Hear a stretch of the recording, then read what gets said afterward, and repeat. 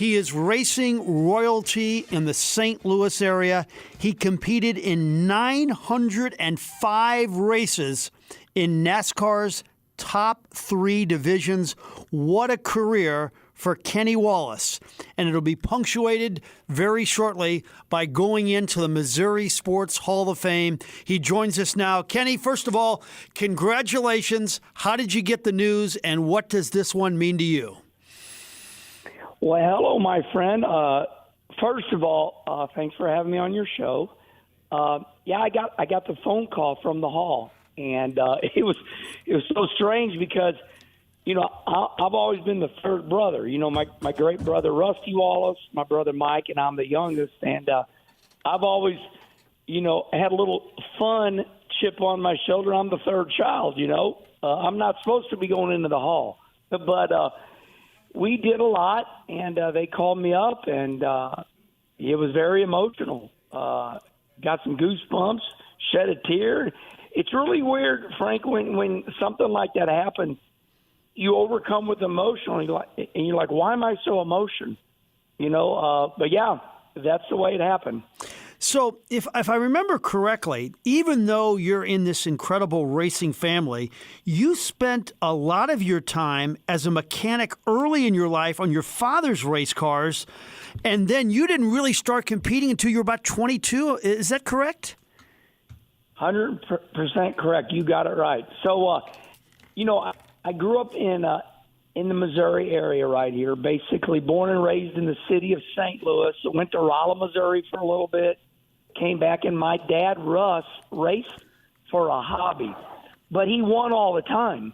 And, it just got to be where us boys, my brother Rusty, my brother Mike, my uncle Gary, my mom, we enjoyed racing around the local area. Well, we started winning a lot, and Rusty said, hey, let's go NASCAR.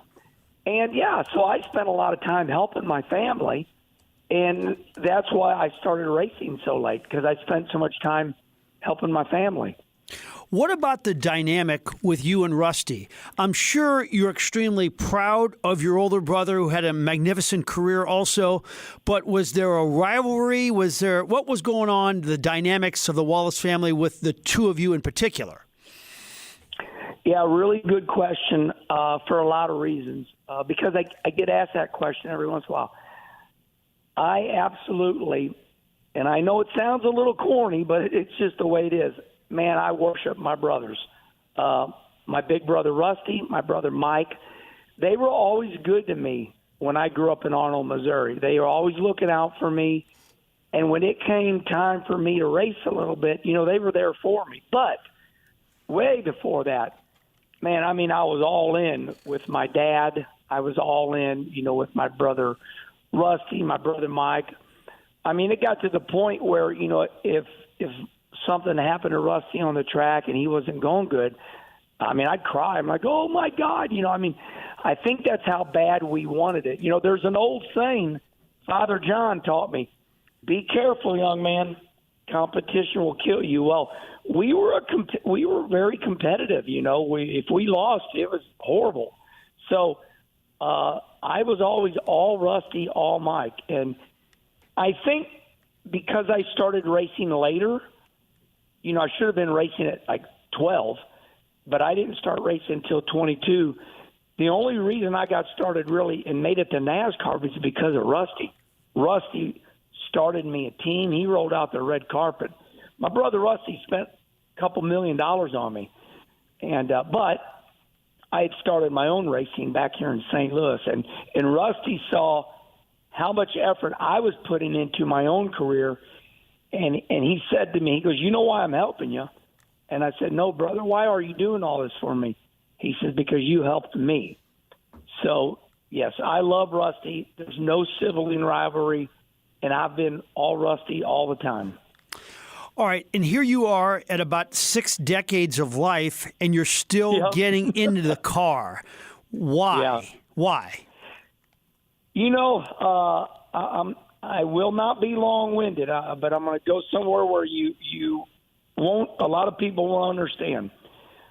My grandma, my grandpa, died of heart attacks, high cholesterol. My dad died of high cholesterol, eating sticks of butter back in the day, born in the 30s.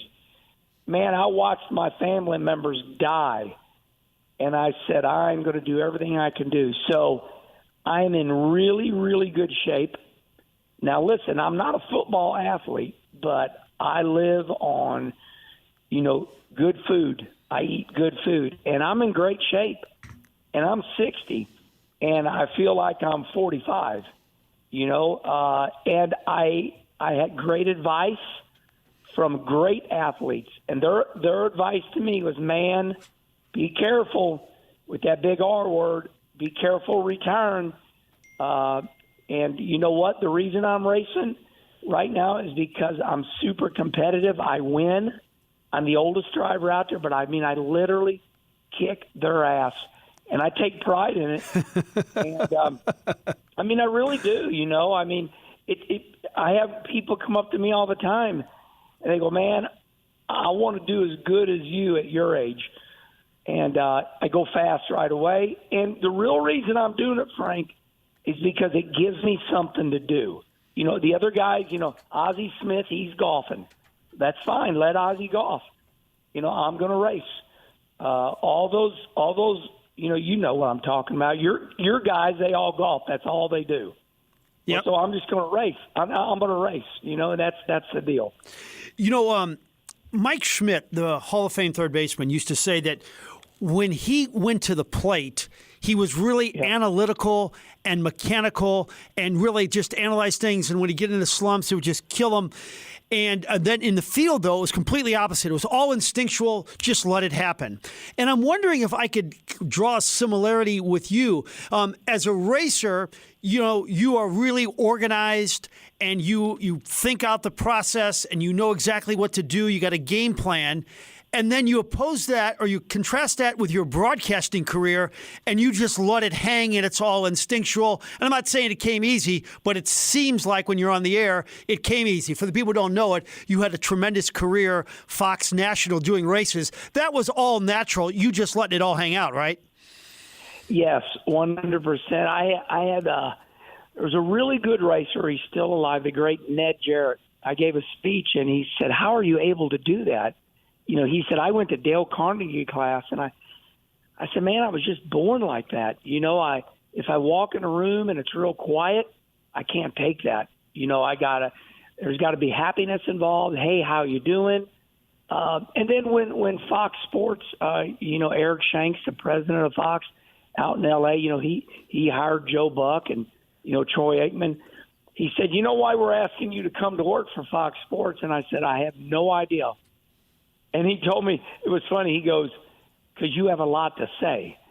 In other words, I'm the mouth of the South. I do a lot of talking. But, I love the sport that I'm in, and it's very easy to talk about the sport that you love because in a weird way, Frank, and it's kind of like, I'm a big fan of yours. Frank, you know everything. It's just because you do. You live, eat, and breathe all sports, whether it's Mizzou right now or the Cardinals or, the Blues or local high school. You just know everything. And that's the way I am. Man, I know everything about racing, and I don't even got to try because I live, eat, and breathe it. I don't even got to study. So, yes, because I live, eat, and breathe the sport, it becomes second nature to me. I was born hyperactive. They had me on Ritalin. They took me off Ritalin. So, I just kind of go hard all the time, and I see you the same way. There's no wearing you out. You walk a mile a minute. You're digging all the time, and I'm kind of cut the same cloth you are. You don't ever give up, and I notice you don't ever slow down. I'm getting a text from one of my friends who went to Fox High School right about the time you went to Fox High School, and he says he didn't remember seeing you a lot at Fox High School. So I graduated. I graduated in 1981. I am in the Fox High School Hall of Fame. So are a lot of other great athletes. Out of Fox came, Chicago Bears players. A lot of great, Olympics It is shocking. I mean, and I'm sure it's that way all over the city of St. Louis, but it is amazing to go to the Fox High School Hall of Fame and look at it. I mean, there's torches in there from the Olympics. It's like, whoa, but Fox was a part of my path. Listen, I didn't need to go to high school. They made me go, okay? Because you know what I mean, Frank. I knew what I was going to do when I was 12 years old. Yeah. I mean, they say that one of the biggest issues in life is a man is 32 years old and he still doesn't know what he wanted to do. Hell, I knew what I was going to do at 9. I'm like, I'm going to be a race car driver. So Fox High School, I love it, and I do a lot with them. But I could have quit school early and been just fine, and it was in my way. And but I do love everybody at Fox. I help them financially to this day. But I love Fox, and it was a good part of my life. All right, you went on your Twitter, and by the way, your Twitter is just unbelievable. You show you in food contest, all auto racing related, just everything is great. And you have 365,000 followers. And the other day you had a really great post about a young man that I met in your garage about 6 months ago who's got some health concerns, and you have raised a blank ton of money for him. Tell our listeners what's going on here. Yeah, Frankie Rawlins out of Farmington, Missouri, down that way. His nickname is Jughead. Just, we all get nicknames. So Frankie came down with chronic pancreatitis and started losing an enormous amount of weight out of nowhere and really concerned us. So Frankie has been to every chronic pancreatitis doctor in the city of St. Louis. He's been to St. Louis University. He's been to Missouri Baptist. He's been to Dr. Lang, and we are having one hell of a time. So Dr. Lang is well known. If you Google top chronic pancreatitis doctors, and if Dr. Lang is listening or anybody knows him, we're begging for help. I mean, he's on his deathbed. And so Dr. Lang said, we cannot do anything for you. We're going to refer you to the Mayo Clinic. Well, Frankie's poor, okay, and that's sad to say. But I help him out all I can. And we are doing everything we can to get him to the Mayo Clinic. And we raised right around $150,000. And we can raise way more. I told Frankie, I said, Frankie, we can raise you $250,000 right now, but damn it, we gotta get you fixed. So, I'm begging all the doctors right now in the city of St. Louis, be a hero. Be a hero. If you're that damn smart, help my friend. But right now, Dr. Lang and they've all given up on Frankie. We don't know what's wrong with you. We got to refer you to the Mayo Clinic. And, I'm hyperactive, and it's going on 2 weeks. My friend's dying. I mean, and he's going to the racetracks with me to keep him alive. The racing community is awesome. They're doing fundraisers. But, man, I need St. Louis University. I need Barnes Jewish Hospital. If you all are that damn good, fix my friend. But unfortunately, it's sad to say, we all know what this is all about anymore. Hospitals, all they do is refer you to, Suite 2A over here, some specialist. And I'm pissed off. I really am, because the health industry is so specialized now. And I need help. And I need to save my friend's life. It's extremely hard to watch my friend die, and he's dying. And the Mayo, they got thousands of people in line. There's thousands of people. Everybody's flashing $1 million. Hell, I'm talking to the Mayo Clinic. I'm like, dude, I got $100,000 cash right now. It's sad as all get out. But if there's anybody in St. Louis, Dr. Lang says I can't do no more, and he's super famous. Just Google him. So I hate to do this, but, you started it, and I appreciate you doing that for me, Frank. But my buddy's dying. He feels like he's got 6 months left to live. Oh, boy. It's super hard for me to watch him go dying. Well, we wish you luck with that. And anybody who wants more information, go to Kenny Wallace's Twitter, @Kenny_Wallace. One more thought before we let you go. NASCAR this week, they go to Texas they go to the Texas Motor Speedway. Kyle Larson, Tyler Reddick, and Denny Hamlin have been the winners. How do you break down this race on Sunday, which will be broadcast on Channel 5? Yeah, awesome. Yeah, NBC doing a great job. Dale Jr., and they got a great group there. So I'll be going down there. I'm going to be leaving tomorrow. My plane leaves at 5 o'clock. We'll be doing our pre-race show on the front straightaway in front of all the fans. What's exciting, Frank, is there's 12 people left in the playoffs. Every 3 races, we get rid of 4. And all this comes to an end, right around early November. So it's exciting because there's so many great races and race car drivers that there's not a favorite.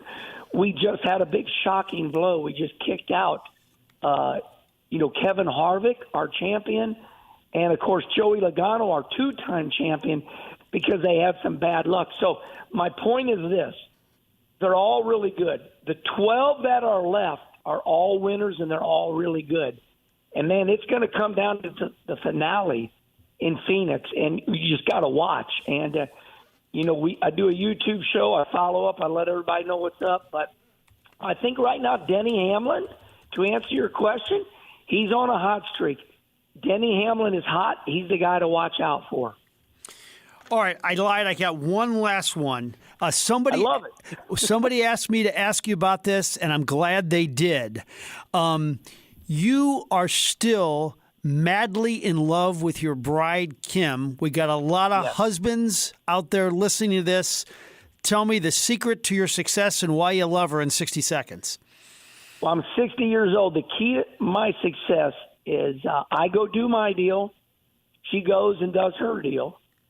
And we meet in bed at night, and we truly love each other. You got to stay away from each other a little bit so you can love each other more. The key to marriage and the key to loving each other is you cannot stay glued to each other. You got to give each other a little space so you don't get on each other's nerves all the time. That whole deal of being glued to each other, that's a false narrative. I love my wife right now more than I did when I met her in 1980 at Fox High School. That is awesome. Boy, I got to tell this to Monique because she's all over me like a cheap suit 24 hours a day. Yeah, well, dinner should be exciting. She does her deal, I do my deal. Hey, honey, when we go to dinner, I haven't seen you all day. Yep. You are the best. Congratulations on the Hall of Fame. That's great stuff. Well deserved. We'll talk soon, sir. Thank you so much. Thank you, Frank. All right. Bye. Kenny Wallace.